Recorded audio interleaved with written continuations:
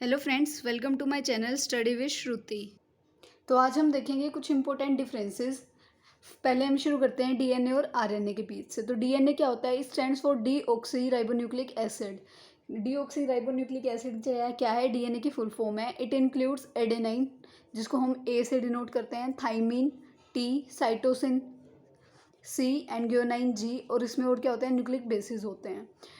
It is of many types, that is ADNA, BDNA and ZDNA etc. DNA के बहुत सारे types होते हैं, जैसे कि ADNA, BDNA और ZDNA. It is double stranded, और जो डीएनए है उसकी दो स्ट्रैंड होती हैं। ये दो स्ट्रैंड्स के साथ जो है प्रेजेंट होता है, इसलिए हम इसको डबल स्ट्रैंडेड कहते हैं। डीऑक्सीराइबोज शुगर इज़ प्रेजेंट, और डीएनए में क्या होता है कि जो डीऑक्सीराइबोज शुगर जो होती है वो प्रेजेंट होती है, इसीलिए इसका नाम होता है डीऑक्सीराइबोन्यूक्लिक एसिड। अगर वहीं हम आरएनए की बात करें, it stands for ribonucleic acid. ये राइबोन्यूक्लिक एसिड क्या है? आरएनए की फुल फॉर्म है। It includes uracil U in place of thymine, मतलब यूरेसिन प्रेजेंट होता है थाइमीन की प्लेस पे, और बाकी जो है ए जी सी सारे जो हैं सेम प्रेजेंट होते हैं। It is of three types, mRNA, RNA और tRNA। मतलब जैसे कि हमने डीएनए के टाइप पढ़े थे, वैसे ही आरएनए के भी टाइप होते हैं, और आरएनए के टाइप्स होते हैं mRNA, rRNA और tRNA। उसके बाद आरएनए इज सिंगल स्ट्रैंडेड। जैसे डीएनए डबल स्ट्रैंडेड होता है, लेकिन आरएनए क्या होता है? सिंगल स्ट्रैंडेड होता है, और आरएनए में राइबोज शुगर जो है प्रेजेंट होती है। अब हम बात करते हैं प्लांट एंड एनिमल सेल की। Due to different function, nutritional requirements and habits of animals and plants, some features of their cell are different, whereas the basic structure of both the cells is same. क्या होता है कि जो कुछ function, कुछ ऐसी nutritional जो requirement होती हैं, हैबिट्स होती हैं एनिमल और प्लांट की, तो उसी में क्या होता है कि सेल्स के कुछ फीचर्स में जो है चेंज होता है, लेकिन ऑलमोस्ट इनका स्ट्रक्चर कैसा होता है? एक जैसा होता है। अब हम बात करते हैं डिफरेंस की।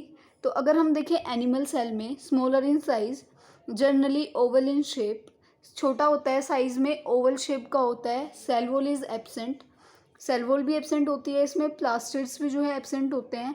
Small and very vacuoles are present, छोटे छोटे और बहुत सारे वैक्यूल्स जो हैं इसमें प्रेजेंट होते हैं। Nucleus lies in the centre, और जो न्यूक्लियस होता है वो सेल के सेंटर में जो है प्रेजेंट होता है। Centrosomes are present, centrosome present होते हैं, और जो फूड है वो कहाँ पे? ग्लाइकोजन की फॉर्म में जो है स्टोर होता है एक एनिमल सेल में। Prominent and high complex Golgi bodies are present, और जो है एक बहुत अच्छे से कॉम्प्लेक्स और बहुत प्रोमिनेंट जो है गोल्जी बॉडीज़ जो हैं एनिमल सेल में प्रेजेंट होती हैं।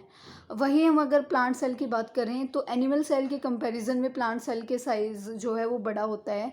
जनरली हेक्सागोनल और रेक्टेंगुलर इन शेप, और ये क्या होते हैं? या तो हेक्सागोनल जैसे दिखते हैं, या रेक्टेंगुलर जो है इसकी शेप होती है। सेल वॉल जो है वो प्रेजेंट होती है, प्लास्टिड भी प्रेजेंट होते हैं, और एक ही और बहुत बड़ा जो है vacuole, single and large vacuole is present. मतलब एक ही वैक्यूल होता है, लेकिन वो साइज में बहुत बड़ा होता है। Nucleus is pushed to one side due to vacuole, और जो न्यूक्लियस है वो सेंटर में प्रेजेंट था एनिमल सेल में, लेकिन प्लांट सेल में वो साइड में प्रेजेंट होता है, क्योंकि जो न्यूक्लियस है उसका साइड बहुत बड़ा होता है, जिसकी वजह से न्यूक्लियस जो है, मतलब वैक्यूल जो है उसका साइज बहुत बड़ा होता है, जिसकी वजह से न्यूक्लियस को असाइड शिफ्ट हो जाता है। सेंट्रोसोम एब्सेंट होते हैं। फूड जो है स्टार्च की फॉर्म में स्टोर होता है, और इसमें बहुत सारी चीज़ें हैं, जैसे contain several simpler subunits of Golgi apparatus called dictyosomes. तो क्या होता है कि गोल्जी बॉडीज़ की जो है सिंपलर और सब यूनिट्स जो हैं इसमें प्रेजेंट होती हैं, जिसको हम डिक्टोसोम्स कहते हैं। अब हम स्ट्रक्चर देख लेते हैं प्लांट और एनिमल सेल का होता कैसे है। जैसे कि हम देख रहे हैं कि ये हेक्सागोनल की शेप में है, और ये क्या है? प्लांट सेल है। तो सबसे पहले ये है कनेक्टिंग सेल, कि ये सेल को जो है कनेक्ट करता है ऊपर से दूसरे सेल्स के साथ। उसके बाद हम देख सकते हैं कि ये है सेल वॉल, जो बीच वाली लाइन आपको दिख रही है ये है सेल वॉल। उसके बाद जो इनर मेम्ब्रेन है वो है सेल मेम्ब्रेन। यहाँ पे आप देख सकते हैं क्लोरोप्लास्ट प्रेजेंट है, ये माइटोकॉन्ड्रिया, और यहाँ पे ये क्या है? ये न्यूक्लियस है पूरा एक, ये न्यूक्लियोलस है, ये क्रोमेटिन मटेरियल है, और ये देखो आर प्रेजेंट है, क्योंकि इस पे राइबोसोम्स चिपके हुए हैं, और यहाँ पे राइबोसोम्स नहीं है, तो ये एस है। और जैसे कि अभी हमने देखा कि जो वैक्यूल है वो एक सिंगल होता है और बहुत बड़ा प्रेजेंट होता है, तो ये वैक्यूल है। जो इसमें फ्लूइड है दैट इज साइटोप्लाज्म, और ये अलग से राइबोसोम्स इसमें है, और ये क्या है? Golgi bodies. वहीं अगर हम एनिमल सेल की बात करें तो उसका स्ट्रक्चर कुछ ऐसा होता है। एनिमल सेल में क्या होता है, सेल वॉल तो होती ही नहीं है, तो सीधा स्टार्ट कहाँ से होता है, सेल मेम्ब्रेन से। उसके बाद ऐसे जो स्ट्रक्चर्स प्रेजेंट होते हैं इनको हम बोलते हैं सेंट्रीसोल। उसके बाद ये प्रेजेंट है यहाँ पे माइटोकॉन्ड्रिया। यहाँ पे आप देखते हैं SCR है, तो इस पर कोई राइबोसोम्स नहीं है, स्मूथ एंडोप्लाज्मिक रेटिक्यूलम है ये। अगर हम ये बात करें तो ये पूरा क्या है, न्यूक्लियस है, इसके अंदर ये न्यूक्लियोलस है। उसके बाद ये क्रोमेटिन मटेरियल जो है यहाँ पे पड़ा हुआ है, और ये जो है ये न्यूक्लियर एनवेलोप है, और ये जो बीच में स्पेस हमें दिखाई दे रहा है इसको हम न्यूक्लियर पोर कहते हैं। उसके बाद हम ये नीचे देख सकते हैं, ये एंडोप्लाज्मिक जो रेटिकुलम है इस पर राइबोसोम्स प्रेजेंट है, तो इसलिए ये RER है। ये लाइजोसोम है, और ये क्या है, राइबोसोम है। और यहाँ हम देख सकते हैं कि छोटे छोटे वैक्यूल्स जो हैं वो प्रेजेंट होते हैं, तो ये वैक्यूल है, और ये क्या है, गोल्जी बॉडीज़ है। अब हम देखते हैं इस चैप्टर का last topic, difference between mitosis and meiosis. It occurs in haploid and diploid cells, it occurs only in diploid. तो जो माइटोसिस है वो हैप्लॉइड और डेप्लॉइड दोनों में होता है, लेकिन अगर हम मियोसिस की बात करें तो वो सिर्फ डेप्लॉइड्स में ही होता है।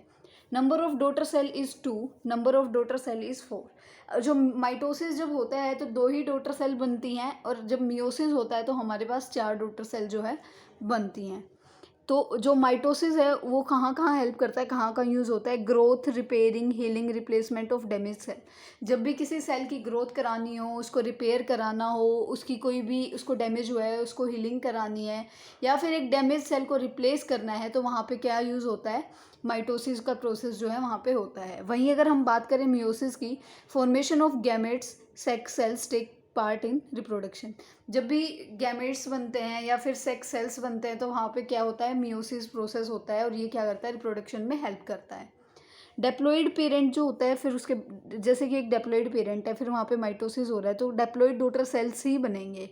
और अगर मियोसिस की हम बात करें तो अगर डेप्लॉइड पेरेंट है, मियोसिस हो रहा है, तो क्या होएगा, हैप्लॉइड डॉटर सेल बनेंगे। मतलब जो नंबर होता है सेल्स का, जो क्रोमोसोम्स का, वो क्या हो जाता है, हाफ हो जाता है। Occurs in one cycle, pass equal genetic material to daughter cell. Mitosis में क्या होता है कि एक ही साइकिल होती है, और जो पेरेंट्स के पास जो भी जेनेटिक मटेरियल होता है ना, वो सेम अपने ऑफस्प्रिंग्स में, अपने जो नीचे मतलब जो उनकी नई जनरेशन है उसमें पास होते हैं। लेकिन वहीं पे मियोसिस में क्या होता है कि 2 साइकिल होती हैं, और जो हाफ जेनेटिक मटेरियल है वो डॉटर सेल्स तक जाता है। माइटोसिस को हम इक्वेशनल डिवीजन भी कहते हैं, और मियोसिस को रिडक्शनल डिवीजन।